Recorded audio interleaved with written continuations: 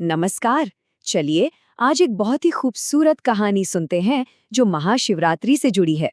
ये कहानी है ना, हमें भक्ति के असली मतलब के बारे में और सच्ची आस्था में कितनी ताकत होती है इसके बारे में बहुत कुछ सिखाएगी। तो कहानी शुरू होती है एक शहर से।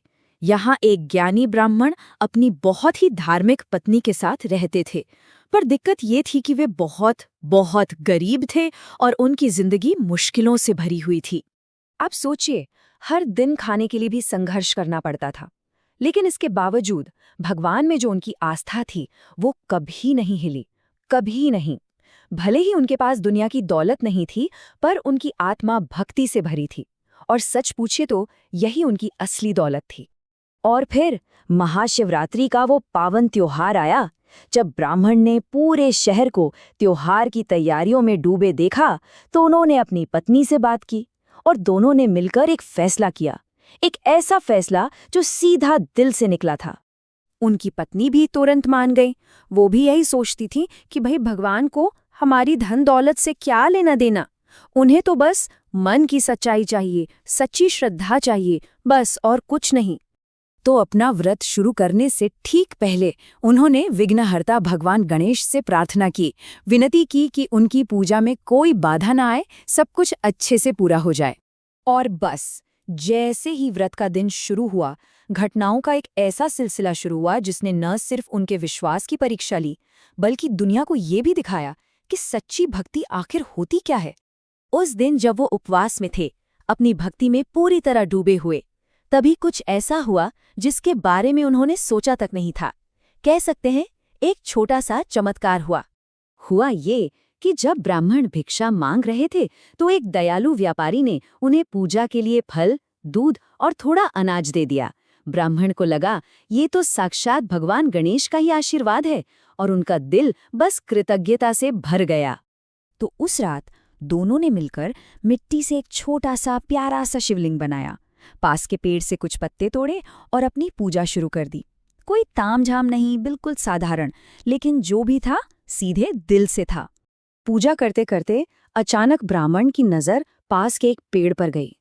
वहां एक शिकारी बैठा था, और मजे की बात यह थी कि वो शिकारी अनजाने में ही शिवजी की पूजा कर रहा था।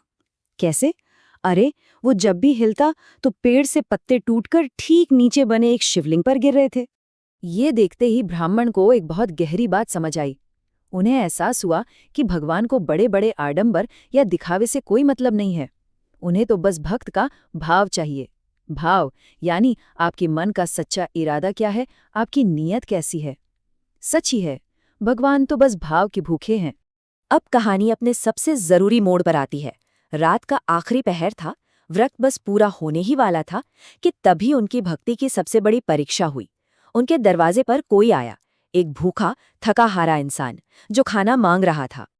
देखिए, अतिथि देवो भव, ये तो हम सब जानते हैं, यानी मेहमान भगवान का रूप होता है। ये बात मन में रखकर उस भूखे दंपत्ति ने, जो खुद भी भूखे थे, एक बहुत ही निस्वार्थ फैसला लिया। उन्होंने एक पल भी नहीं सोचा, अपने व्रत को खोलने के लिए जो थोड़ा सा फल और दूध रखा था ना, वो उठाया और उस भूखे मेहमान को दे दिया। और बस उसी पल एक चमत्कार हुआ। वो मेहमान अपने असली रूप में आ गए। वो कोई और नहीं बल्कि स्वयं भगवान शिव थे, और अकेले नहीं, उनके साथ माँ पार्वती और भगवान गणेश भी थे। वो उस दंपत्ति की निस्वार्थ भक्ति और सेवा भाव देखकर बहुत बहुत खुश हुए थे। तो उनकी सच्ची आस्था का फल क्या मिला?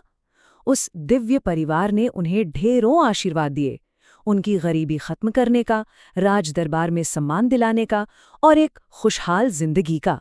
उन्होंने वचन दिया कि अब उनके जीवन के सारे कष्ट दूर हो जाएंगे। तो अब कहानी का अंत हमें दिखाता है कि उनकी उस अटूट आस्था का आखिर असर क्या हुआ। देखिए, उनका सफर कहाँ से शुरू हुआ था? गरीबी से, अभाव से। फिर उन्होंने महाशिवरात्रि का व्रत रखा, एक दिव्य परीक्षा दी, और उनकी निस्वार्थ सेवा ने उन्हें कहाँ पहुंचा दिया? एक ऐसे जीवन में जहां सम्मान भी था और समृद्धि भी।